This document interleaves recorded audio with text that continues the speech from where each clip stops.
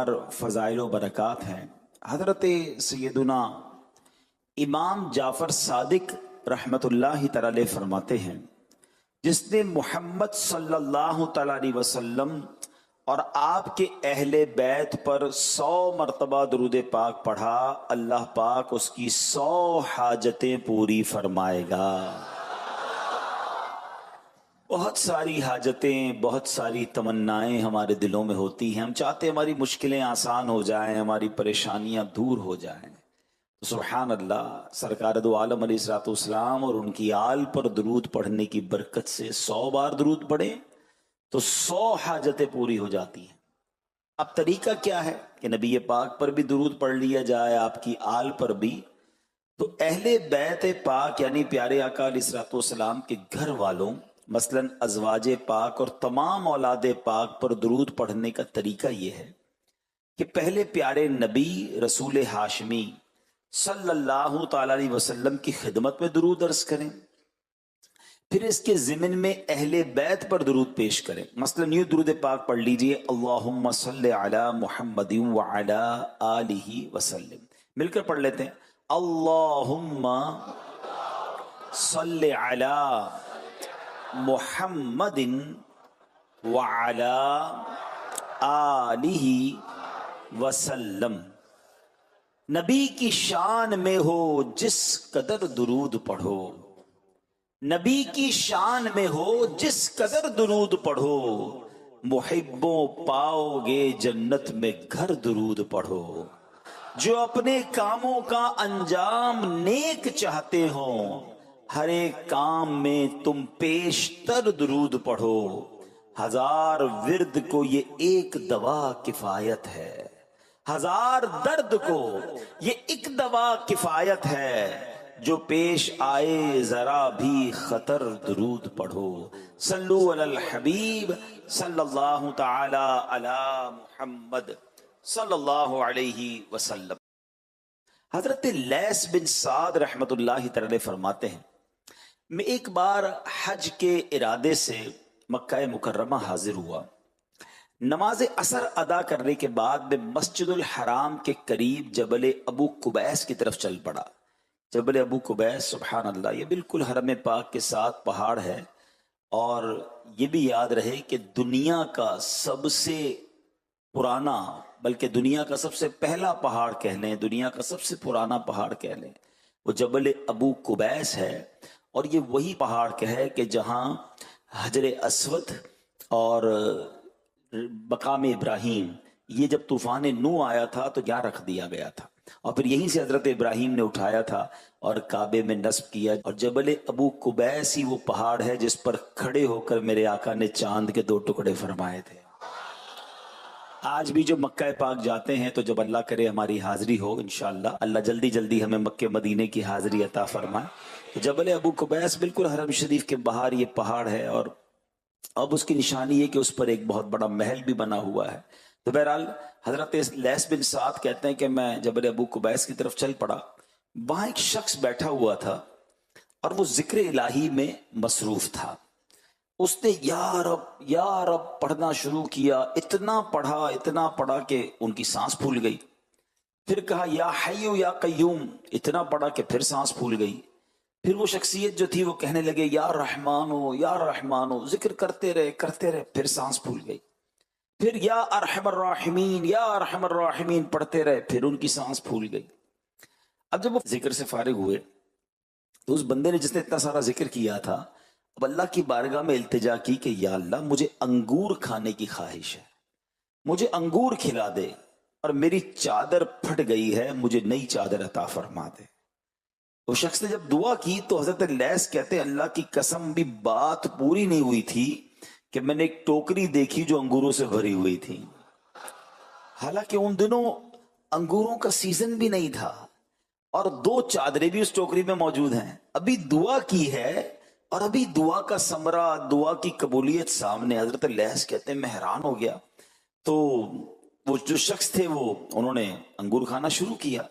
हजरत lace कहते हैं मैंने कहा देखें, दुआ तो आपने की, आमीन तो मैं भी कह रहा था ना, تو دعا میں بھی شامل تھا، تو ذرا مجھے بھی شامل کیجیے، کیونکہ وہ سمجھ گئے تھے کہ یہ اللہ کی طرف سے عطا آئی ہے، یہ تو جنتی خزانے آئے ہیں، یہ تو بڑی پہنچی ہوئی شخصیت ہیں کہ حضرت دعا آپ نے کی، ٹھیک ہے انگور آ گئے، آمین، تو میں بھی کہہ رہا تھا مجھے بھی شامل کریں۔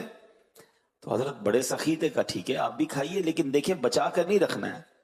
تو کہتے ہیں جب میں نے انگور کھائے تو بیج ہی نہیں تھا اس کے اندر، اور ایسا ٹیسٹ تھا، ایسی لذت تھی کہ اس سے پہلے ایسی لذت کبھی نہیں دیکھی تھی۔ تو کہتے ہیں میں جی بھر کر انگور کھائے، مگر ٹوکری ویسے کی ویسی بھری ہوئی ہے، ٹوکری میں سے انگور کم نہیں ہو رہے۔ تو آپ کہتے ہیں کہ چادر دو ہیں، بزرگ اللہ والے تھے، سخی تھے، کہ دو چادروں میں سے کوئی ایک چادر بھی پسند کر دو۔ تو میں نے کہا مجھے چادر کی تو ضرورت نہیں ہے۔ پھر وہ کہنے لگے تم تھوڑی دیر چھپ جاؤ تو میں چادر کپڑے چینج کر لوں۔ تو کہتے ہیں میں سائٹ پہ ہو گیا، تو ان بزرگوں نے چادر کو تہبند کے طور پر استعمال کیا، ایک اوپر اوڑھ لی اور اپنی دونوں اتاری ہوئی چادریں اپنی ہاتھ میں لی اور وہ بزرگ چل دیے۔ حضرت لیث کہتے ہیں میں بھی ان کے پیچھے چلنے لگا، یہاں تک کہ جب وہ صفا مروہ پہنچے تو ان کو ایک آدمی ملا اور ان کو کہنے لگا کہ اللہ پاک کے رسول کے بیٹے، میں بھی بے لباس ہوں، مجھے لباس کی ضرورت ہے، مجھے لباس پہنائیے، اللہ آپ کو لباس پہنا ہے۔ تو آپ نے وہ دونوں چادریں جو خود اتاری تھیں اس مانگنے والے کو عطا فرما دی۔ اب جب وہ جو بندہ آیا تھا نا، اس نے کہا تھا کہ اللہ پاک کے رسول کے بیٹے، حضرت لیث کہتے ہیں میں نے اس کو پکڑ لیا، میں نے کہا یہ ہیں کون، آپ جانتے ہیں ان کو، ذرا تعارف تو کرائیے۔ تو اب انہوں نے بتایا کہ اس شخص نے کہ یہ حضرت جعفر صادق رضی اللہ تعالیٰ عنہ، یہ حضرت امام جعفر ہیں اور یہ تو آل نبی ہیں۔ حضرت لیث کہتے ہیں میں اس کے بعد حضرت کو تلاش کرنے نکلا کہ اتنی بڑی ہستی، ان سے میں قریب بیٹھا تھا، انہوں نے انگور کھلائے۔ کہتے پھر تلاش کر کر کے تھک گیا، میں حضرت کو تلاش نہیں کر سکا۔ تو یہ اللہ والوں کی شان ہوتی ہے میرے پیارے اسلامی بھائیوں، کتنی سخاوت، کتنا بڑا دل ہے۔ ذکر الہی کر رہے ہیں، دعا کر رہے ہیں تو دعا قبول ہو رہی ہے، اور اس کے بعد پھر عطائیں کیسی، سبحان اللہ سبحان اللہ۔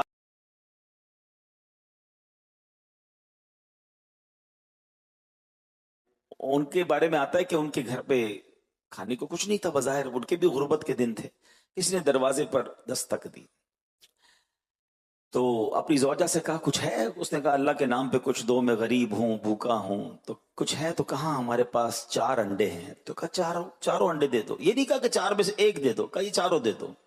وہ اللہ والی وہ بھی نیک خاتون تھی، یہ نہ پوچھا کہ حضرت ہم کیا کھائیں گے، 4 انڈے دے دیے۔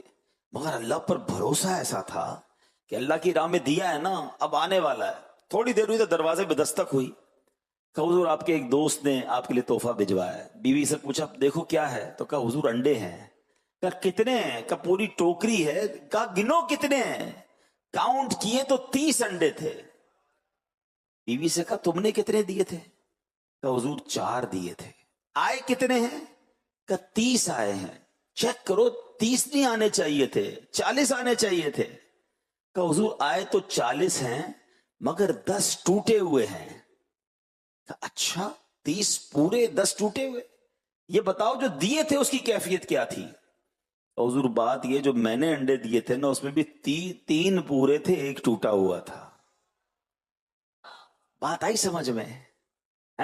بات ہے گہری، سمجھنی پڑے گی۔ پورے دو گے پورے ملیں گے، ٹوٹے دو گے ٹوٹے ملیں گے۔ اب آپ کی مرضی ہے، اللہ کی بارگاہ میں دینے پورے ہیں یا ٹوٹے ہیں؟ بچنے والا، پھکنے والا، ضائع ہونے والا، جو میں نہ کھا سکوں، کھانے میں بدبو آ گئی، پھر باری آتی ہے غریب کی۔ نہیں، سیکھو آل نبی سے کہ ابھی جنت کی نعمتیں ملی ہیں، فرما رہے آپ بھی ساتھ کھا لیں۔ 2 چادریں آ رہی ہیں، کہہ رہے ایک آپ لے لیں، اور یہی صحابہ کا طریقہ، یہی نبی پاک کا انداز۔ اللہ سخاوت دے اور دل کی سخاوت دے، خوشی کے ساتھ بانٹنا۔ مطلب میں کئی لوگ ہیں ماشاءاللہ ایسے دیکھا ہے میں نے بھی، آپ نے بھی دیکھا ہوگا، جو دوسروں کو کھلا کے خوش ہوتے ہیں، جو دوسروں کو دے کر خوش ہوتے ہیں۔ اور یقین کریں اب تو دنیا اس پر ریسرچ کر رہی ہے کہ what is the definition of happiness, خوشی کی تعریف کیا ہے۔ میرے پاس مال آ جائے، میں نعمتیں استعمال کر لوں، میں خوش ہو جاؤں؟ نہیں، اب دنیا اس نتیجے پر پہنچی کہ تم کسی کے ساتھ ایسا برتاؤ کرو کہ وہ خوش ہو جائے، اس کے چہرے کی مسکراہٹ تمہیں خوشی عطا کر دے گی۔ اور آپ یہ کر کے دیکھیں کسی ایک کی عید اچھی کر دیں، کسی ایک کی شادی اچھی کر دیں، کسی ایک کی کھانا اچھا کر دیں، کسی ایک کو لباس پہنا دیں، بس کسی کی دکھ دور کر دیں. وہ جب مسکرائے گا نا، وہ بچہ ہو یا گھر والا ہو یا واٹ ایور، اس مسکراہٹ سے جو آپ کو خوشی ملنی ہے، بلکہ آپ اس کو نہ بھی دیکھ سکیں، انشاءاللہ جو اس نے ہاتھ اٹھا کر دعا کرنی ہے، اللہ آپ کے دل کو خوشیوں سے معمور کر دے گا.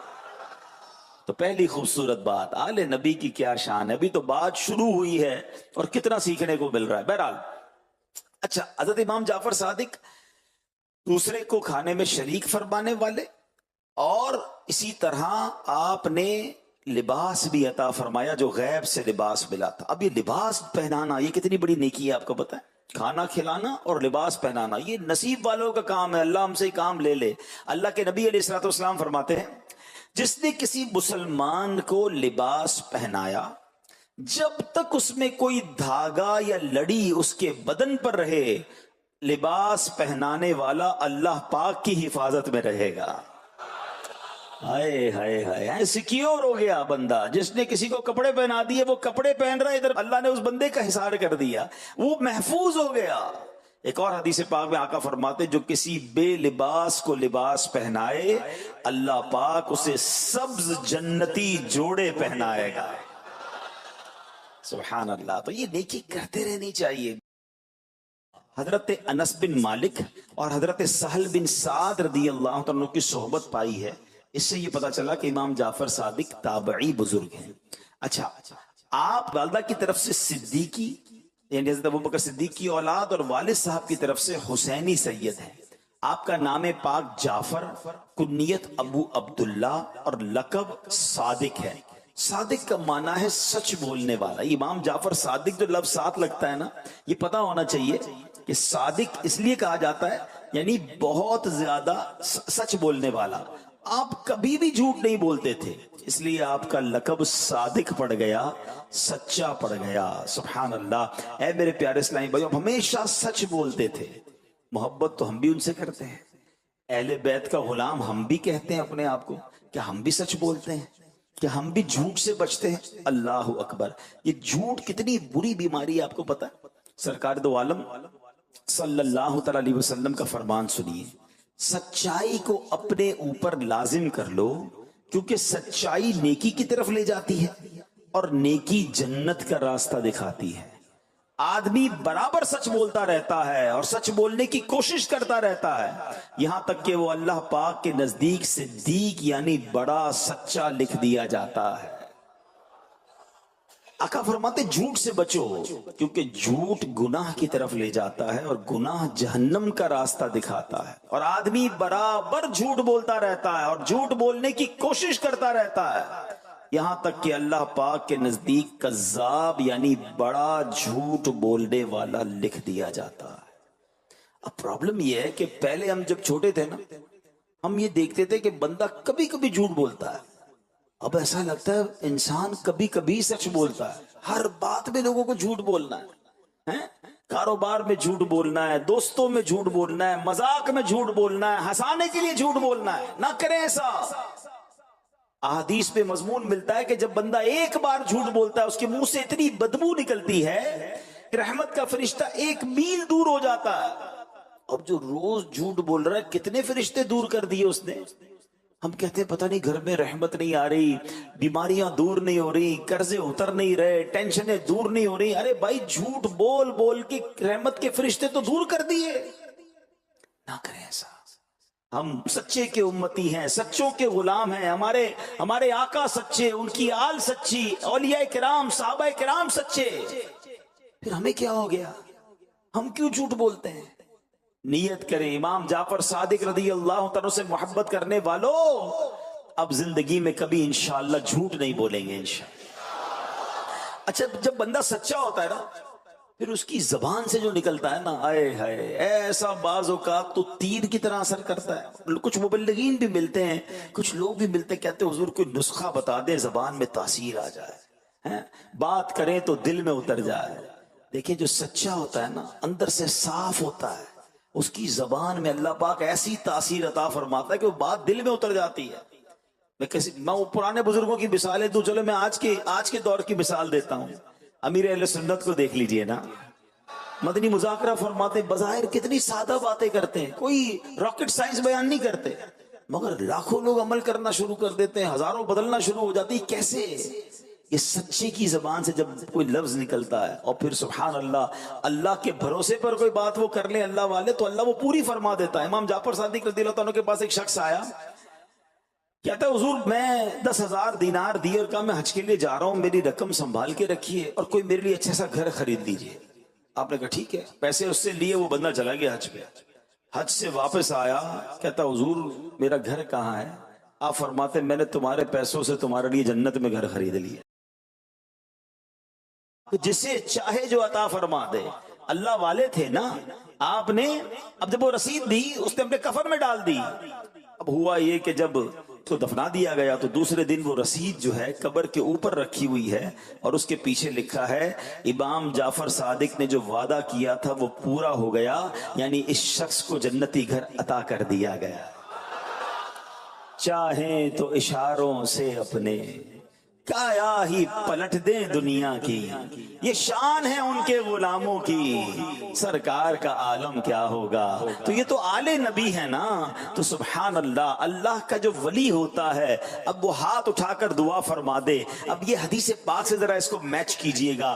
نبی پاک علیہ الصلوۃ والسلام فرماتے جس کا مضمون ہے کچھ لوگ وہ ہوتے ہیں پرا گندا بال میلے کچیلے لباس والے جن کو کوئی اپنی محفل میں نہ بلائے، آئیں تو کوئی نوٹس نہ کرے. اللہ اکبر. اور آقا فرماتے جب وہ کسی بات پر قسم اٹھا لیں تو اللہ ان کی قسم کو پوری فرما دیتا ہے. اچھا یہاں ایک اور بات سیکھنے والی ملی نا کہ بعض اوقات میلے کچیلے کپڑوں والے غریب سا بندہ ہمارے قریب آ کر بیٹھتا ہے، ہم اس کو لفٹ ہی نہیں کراتے.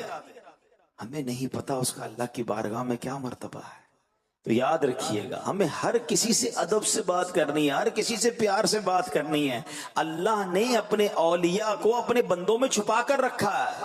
تو حضرت امام جعفر صادق رضی اللہ عنہ اس واقعے سے یہ بھی پتا چلتا ہے کہ ہمیں سب سے محبت سب سے پیار سے پیش آنا ہے. ہم کسی کو ڈانٹ کے گزر جاتے ہیں، کسی کو جھڑک کے گزر جاتے ہیں، کوئی ٹھیلے والا، کوئی رکشے والا، کوئی بیچارہ مسجد کا خادم. نہیں ٹھیک ہے دنیاوی طور پر اس کو کوئی ترقی نہ مل سکی، اللہ کی بارگاہ میں اس کا کیا مقام ہے ہمیں نہیں پتا. تو سب سے محبت سے بات کرنی ہے. امام جعفر صادق رحمت اللہ تعالی علیہ کی کچھ عادتیں سنیے. آپ کی خوبصورت عادتیں کیا تھی؟ آپ کی طبیعت میں بہت خوش اخلاقی تھی، ہونٹوں پر اکثر مسکراہٹ سجی رہتی تھی. پیارے آقا مکی مدنی مصطفیٰ علیہ الصلوۃ والسلام کے اتنے باادب تھے کہ جب بھی ذکر مصطفیٰ ہوتا تو تعظیم کے سبب رنگ زرد ہو جاتا. کبھی بے وضو حدیث پاک بیان نہ فرماتے، نماز و تلاوت میں مشغول رہتے. آپ کی گفتگو یعنی جو کانورزیشن ہوتی وہ فضول گوئی سے پاک ہوتی. اتنا بڑا مرتبہ. آل نبی ہیں، امام حسین کے پڑھ پوتے ہیں، مگر خوف خدا کا عالم یہ ہے کہ آپ موت کو کثرت سے یاد کرتے تھے. آپ کی عادت مبارکہ تھی رات کو قبرستان تشریف لے جایا کرتے اور قبر والوں سے پتہ کیا کہتے؟ اے قبر والوں کیا بات ہے، میں تم لوگوں کو پکارتا ہوں تم کوئی جواب نہیں دیتے. پھر فرماتے افسوس میرے اور تمہارے درمیان پردہ ہو گیا ہے، لیکن جلد میں بھی تمہارے جیسا ہونے والا ہوں. آپ یہی فرماتے رہتے یہاں تک کہ صبح ہو جاتی. آپ نماز فجر کے لیے مسجد تشریف لے جاتے. اللہ اکبر. آخرت کی یاد کے لیے، دنیا سے بے رغبتی کے لیے، اپنی قبر کو یاد کرنے کے لیے آپ قبرستان جایا کرتے. اے میرے پیارے اسلامی بھائیوں، نیک لوگوں کی زندگی میں یہ معمول رہتا تھا کہ قبرستان جا کر اپنی قبر کو یاد کرنا.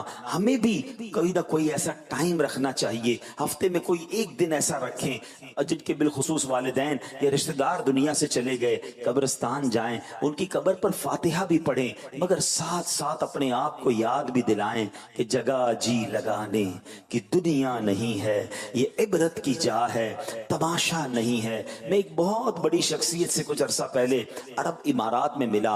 اربوں پتی شخصیت تھی لیکن بڑے سادہ سے رہتے تھے. میں نے کہا کہ آپ کو اتنا اللہ نے نوازا ہے، مگر میں آپ سے جس طرح مل رہا ہوں آپ بہت ڈاؤن ٹو ارتھ ہیں، بہت آپ جو ہے وہ عاجزی والے ہیں، اس کی کیا وجہ ہے؟ تو اس نے بڑی کمال کی بات بتائی. وہ کہتے ہیں میں جس علاقے میں گاؤں میں رہتا تھا، میرے والد صاحب روزانہ جب میں اسکول جاتا تھا یا مدرسے جاتا تھا مجھے لے کر جاتے تھے. راستے میں قبرستان آتا تھا، وہ قبرستان کے پاس کھڑے کھڑے ہو جاتے تھے اور مجھے کہتے تھے بیٹا کتنی بھی ترقی کر لو آخر آنا ادھر ہی ہے.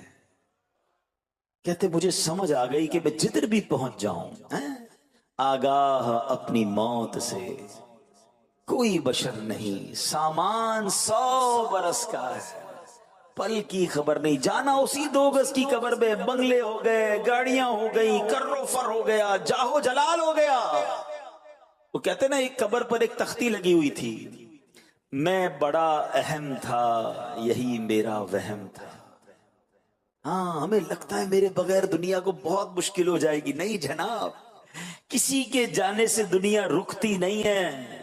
بڑے بڑے چلے گئے اور ہم بھی چلے جائیں گے. تھوڑے دن گھر والے یاد کریں گے، تھوڑے دن دوست شاید یاد کر لیں گے، پھر بھولی بسری داستان ہو جائیں گے. پھر میں ہوں گا، میری قبر ہوگی، میرے اعمال ہوں گے. کاش قبرستان جا کر یہ خیال آتا رہے کہیں بھی چلا جاؤں آنا ادھر ہے. جس کو یہ سمجھ آ گئی نا پھر وہ حرام روزی کیسے کمائے گا. ارے کبھی دیکھا کسی قبر کے اندر کوئی تجوری ہو، کسی کفن میں کوئی جیب دیکھا آپ نے؟ سب کچھ پیچھے رہ جائے گا. پھر حرام کیوں کماؤں، پھر کیوں حرام کاموں کی طرف جاؤں جب جانا ہی 2 گز کی قبر میں ہے. سارا لباس اتار لیا جائے گا، لٹھے کا کفن دیا جائے گا، اربوں پتی کو بھی وہی کفن دیا جائے گا، فٹ پاتھ پہ مرنے والے کو بھی وہی کفن دیا جائے گا. ارب پتی کی قبر 10 گز کی نہیں، وہی 2 گز کی ہوگی. غریب فقیر کی قبر بھی ویسی ہوگی. اب اندر جا کر کسی کی قبر تو جنت کا باغ بن جائے گی. کوئی جنت کی نعمتیں اٹھا رہا ہوگا، کوئی جنت کی کھڑکی کی ہوا کھا رہا ہوگا. کسی کی قبر میں سانپ اور بچھو آ جائیں گے.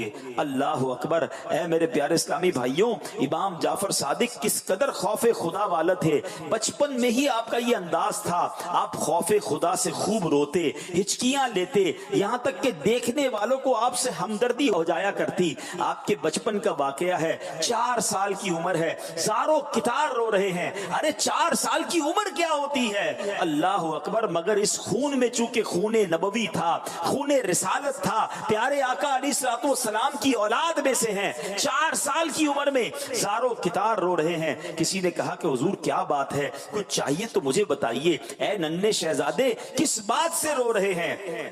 یہ سن کر آپ مزید رونے لگے اور کیا کہتے ہیں، کہتے چچا جان اللہ پاک کے غضب اور عذاب جہنم کو سوچ کر مجھے خوف آ رہا ہے، میں اس لیے رو رہا ہوں. ان صاحب نے کہا بیٹا آپ تو ابھی بڑے چھوٹے ہیں، آپ تو نابالغ ہیں، آپ کیوں رو رہے ہیں؟ اللہ اکبر. انہوں نے کہا کہ بیٹا اطمینان رکھیے، بچوں کو عذاب نہیں دیا جائے گا. سبحان اللہ. مگر سوچ کیسی ہے، فکر آخرت کیسی ہے. وہ کہتے چچا جان کبھی آپ نے دیکھا ہے بڑی بڑی لکڑیاں جب جلانی ہوتی ہیں، بڑی آگ لگانی ہوتی ہے تو چھوٹی چھوٹی لکڑیوں کو پہلے جلایا جاتا ہے، پھر بڑی لکڑیاں جلائی جاتی ہیں، پھر بڑی آگ سلگائی جاتی ہے. چچا جان میں ڈرتا ہوں کہ ابو جہل اور ابو لہب جیسے بڑے بڑے کافروں کو جہنم میں جلانے کے لیے کہیں مجھ چھوٹے سے کو بھی نہ ڈال دیا جائے. اللہ اکبر. آپ ذرا غور کیجئے، وہ آل نبی ہیں اور سبحان اللہ اس قدر عظیم خاندان سے ہیں، مگر خوف خدا کا یہ عالم ہے.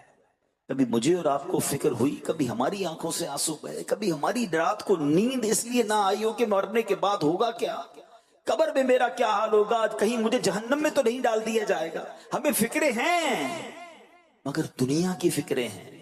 ہم میں سے بہت سارے ایسے ہوں گے جو رات اس لیے نہیں سوئے ہوں گے کہ کاروبار کا کیا ہوگا، نوکری کا کیا ہوگا، بچوں کا کیا ہوگا، خاندان کا کیا ہوگا. اتنی ٹینشنیں. حالانکہ اس ٹینشن کا میرے آپ کا تعلق نہیں ہے. رب نے پیدا کیا ہے تو وہی رزق عطا فرمائے گا. رزق کا تو وعدہ ہے، مغفرت کا وعدہ نہیں. جس چیز کی ٹینشن ہونی چاہیے تھی اس کی ٹینشن ختم ہو گئی، اور جس کی ٹینشن لینی نہیں تھی اس کی ٹینشن لے کے بیٹھے ہوئے ہیں. سوچئے نا، حضرت امام جعفر صادق رضی اللہ تعالیٰ خوف خدا میں کس قدر روتے. یہ کتنے خوش نصیب ہیں وہ لوگ جو اللہ کی یاد میں روتے.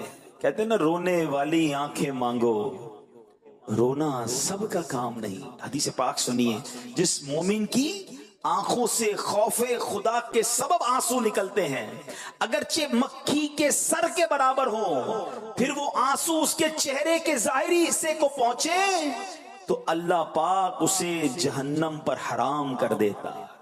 سرکار دو عالم علیہ الصلوۃ والسلام نے فرمایا اللہ پاک کے کچھ فرشتے ایسے ہیں جن کے پہلو خوف خدا کے سبب لرزتے رہتے ہیں، ان کی آنکھ سے گرنے والے ہر آنسو کے قطرے سے ایک فرشتہ پیدا ہوتا ہے جو کھڑے ہو کر اپنے رب کی پاکی بیان کرنا شروع کر دیتا ہے۔ رحمت دو جہاں مکی مدنی سلطان صلی اللہ تعالی علیہ وسلم نے فرمایا خوف خدا سے رونے والا ہرگز جہنم میں داخل نہیں ہوگا حتیٰ کہ دودھ تھن میں واپس آ جائے۔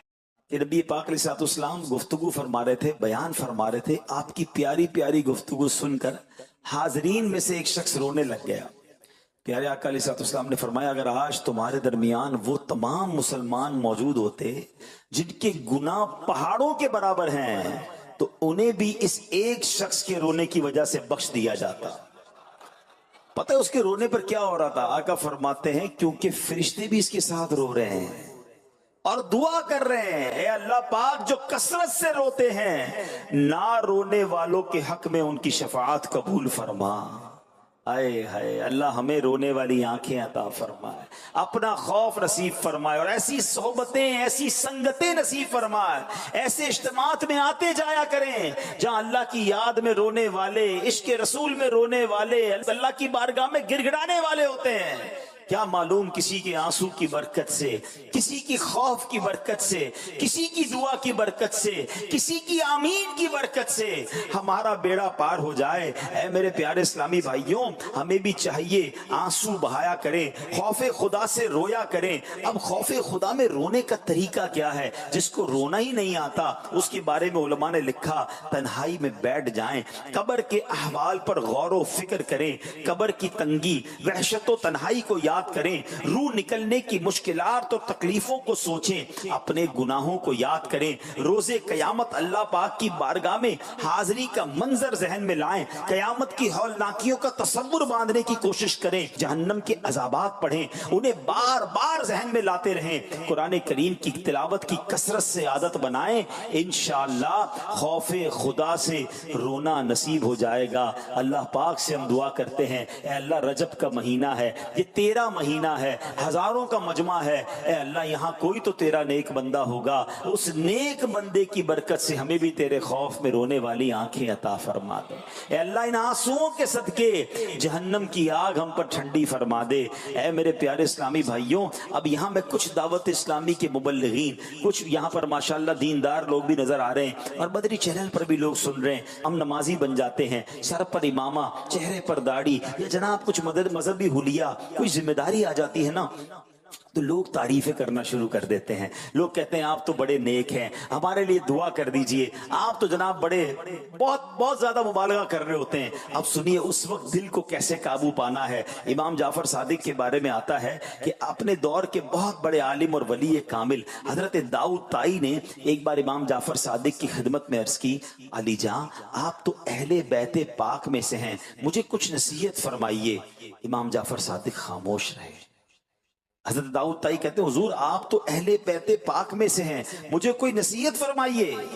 امام جعفر صادق نے پتہ ہے کیا کہا کہ میں تو خود خوف زدہ ہوں کہ اگر قیامت کے دن میرے جد اعلیٰ یعنی جناب رسول اللہ صلی اللہ تعالی علیہ وسلم نے میرا ہاتھ پکڑ کر پوچھا کہ تو نے میری پیروی کا حق کیوں ادا نہیں کیا تو میں کیا جواب دوں گا۔ اللہ اکبر۔ یہ سن کر حضرت داؤد طائی رحمت اللہ تعالی نے رو پڑے، کہتے امام جعفر صادق اتنا بڑا مرتبہ ہو کر اتنے خوف زدہ ہیں تو پھر میں کس گنتی میں آتا ہوں۔ اللہ کرے کہ یہ احساس ہمیں بار بار رہے کہ ہم کچھ بھی نہیں ہیں، میں سب سے بڑا گناہگار ہوں، ہم نے اگر کچھ نیک اعمال کر بھی لیے ہیں ہمیں کیا معلوم وہ قبول ہوئے کہ نہیں، اس میں اخلاص تھا کہ نہیں۔ اللہ کرے کہ ڈر کی کیفیت، خوف کی کیفیت، ہاں یہ ضرور ہے الایمان بین الخوف والرجاء، ہمیں خوف بھی رکھنا ہے، اللہ کی رحمت سے امید بھی رکھنی ہے، مگر جس کو کہتے ہیں نا کہ اپنی ذات پر سیٹسفائی نہیں ہونا ہے، ہمیں ڈرتے رہنا ہے، اور یہی اللہ والوں کا انداز رہا۔ بہرحال اللہ کرے کہ ہمیں ان بزرگوں کے صدقے سچا خوف خدا نصیب ہو جائے، اور جن کو یہ خوف خدا نصیب ہو جائے نا اللہ اکبر اس میں کس قدر پھر عطائیں ہوتی ہیں۔ حضرت ابوبکر صدیق رضی اللہ تعالیٰ عنہ آخری بات खलीफा अव्वल हैं, कतई जन्नती हैं। कई बार नबी पाक से गोया जन्नत की बिशारत ली है, मगर आपके खौफ खुदा का आलम यह था कि एक बार आप कयामत के मुताल्लिक गौर व फिक्र कर रहे थे, जन्नत और दोज़ख, मीज़ान अमल के बारे में गौर व फिक्र कर रहे थे।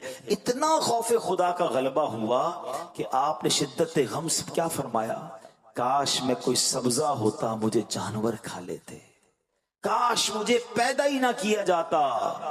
अल्लाह अकबर। ये कौन कह रहा है? अमीरुल मोमिनीन खलीफतुल मुस्लिमीन, यारे गार और यारे मजार, हजरत अबू बकर सिद्दीक रदी अल्लाह तआला अन्हु। मगर जब आपने ये आजिज़ी इख्तियार की, ये खौफ का इज़हार किया, सुनिए फिर क्या होता है। कुरान की आयत नाजिल होती है, अल्लाह पाक फरमाता है वलिमन खौफ मकाम रब्बिही जन्नतान। फरमाया और जो अपने रब के हुजूर खड़े होने से डरे उसके लिए 2 जन्नतें हैं। कितना खूबसूरत अंदाज है, कैसी प्यारी जजा है। जो अल्लाह पाक की बारगाह में हाजिरी से डरे उसके लिए 2 जन्नतें हैं। काश हमें भी ये खौफ नसीब हो जाए, हम भी क़यामत के दिन खौलनाक मनाजिर का तसव्वुर बांधा करें। मैदान महशर, मीज़ान अमल, जन्नत, दोज़ख और पुल सिरात वगैरह को याद किया करें। इसकी बरकत से इंशाअल्लाह खौफ खुदा नसीब होगा और अल्लाह पाक ने चाहा तो हम भी 2 जन्नतों के हकदार बन जाएंगे।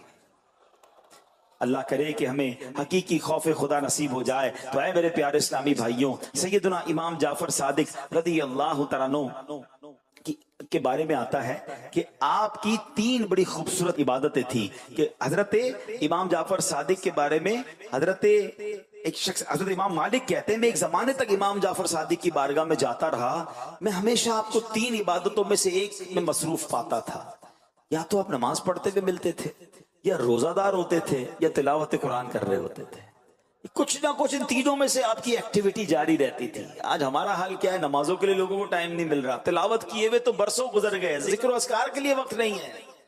ऐसा ना करें।